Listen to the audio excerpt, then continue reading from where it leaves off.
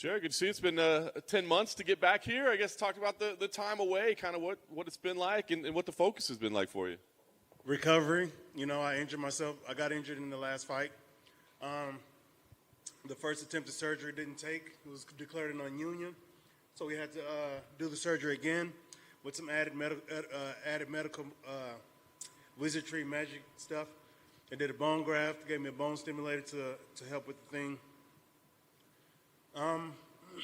So, you know, just focusing on recovery, focusing on not getting too far out of shape. And with the help of the physical therapist, you know, implementing a strength and conditioning regimen at the same time as recovering the arm, it was great. So it was fun. It was another step in the journey, if you will, as opposed to a hitch in the wheels or a step back or anything like that. Yeah. Was it concerning at all, right? I mean, you're a professional athlete. Your body is your product. And they say, hey, by the way, this thing ain't healing right. Does that get a little bit scary? It absolutely was.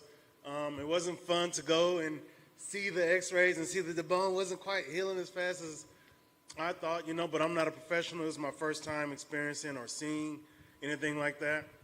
I trusted my doctors, you know, my surgeon showed a little concern, but, you know, he had to do his job to keep me from, you know, flipping out and doing anything crazy. So,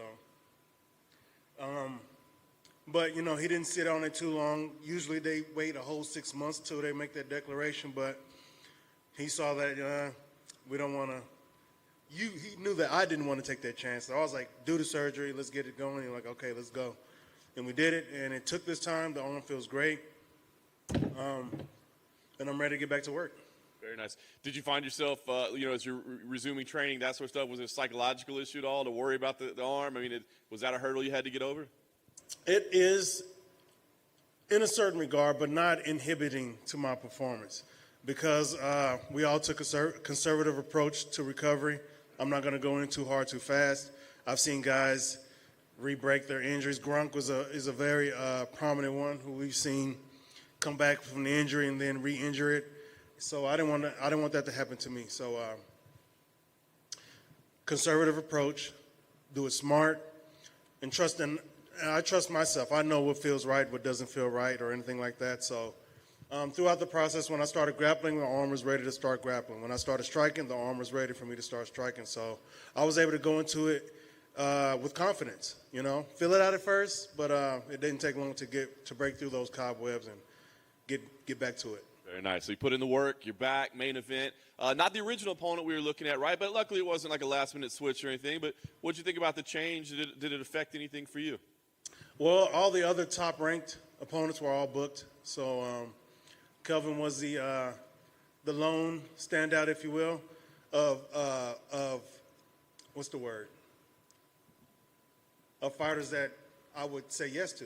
You know, if they would have given me somebody with no number next to their name, that would have been a waste of my time. Not necessarily because I like to fight, and I'll fight anybody, but as far as my career goes, that's not the one that I want. So Kevin isn't ideal given the position. I want to contend this fight. I want to or to fight for the title.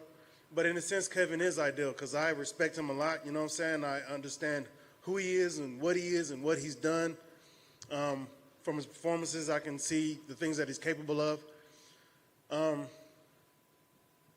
And I just know the sport. I know the game. You know, we know how fights go. So I can see what Kelvin has brought in his last fights. And I'm well aware of the danger he presents in there. We're all aware of his standing as far as being a fighter, MMA. The number 9 next to his name is the fact that there's a number there is good. You know what I'm saying? It's sort of like the same position I was in when I fought Hermanson. You know, he was ranked number 3, I was ranked number 9. So it's kind of like the exact same thing, but we're gonna have a different ending.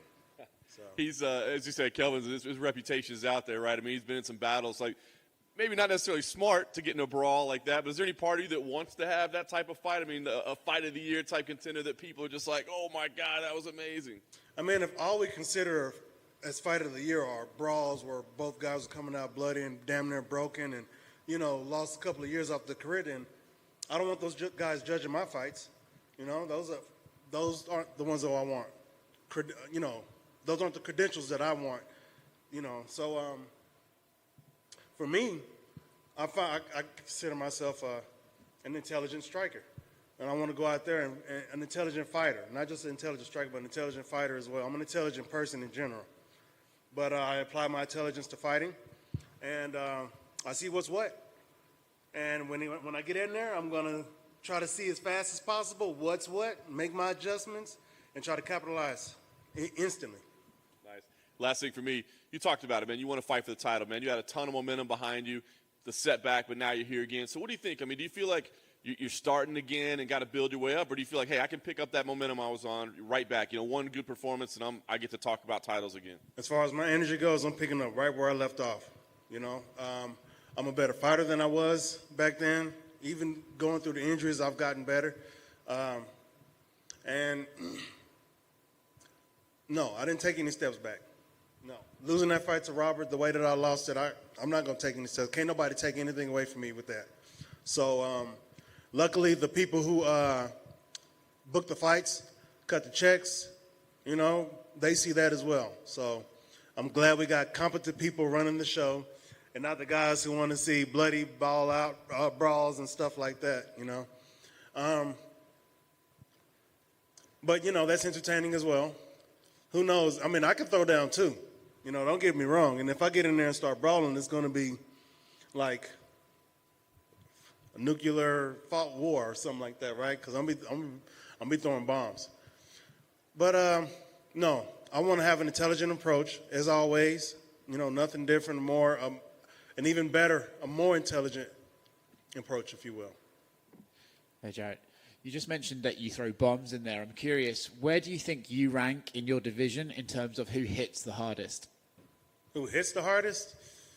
Who hits the hardest? To be honest, I don't really think it matters who hits the hardest. This is a matter of who hits hard enough. And all of us can do it hard enough. The question should be who can do it the most efficiently, and without getting hit at all. And that's me. You mentioned about the Rob fight. When it comes to fighting for the title, is there a preference? Would you rather fight him to get that rematch or to fight Israel to try and beat Israel and knock him off the top? Whoever's got the belt.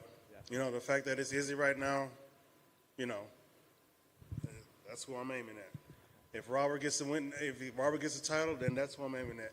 The fact that he beat me back in October is not going to factor into it or anything. I'm not, like, vengeful or anything like that. I'm not salty that, you know, he won. So he didn't really beat me, you know. The judges did. So he just broke my arm, landed some nice shots, you know, survived. It's funny to hear you say he didn't beat me. He just broke my arm. That's kind of funny here. No, it's dead serious. It's the truth. I'm curious. Time ran out, and the judges declared him the winner.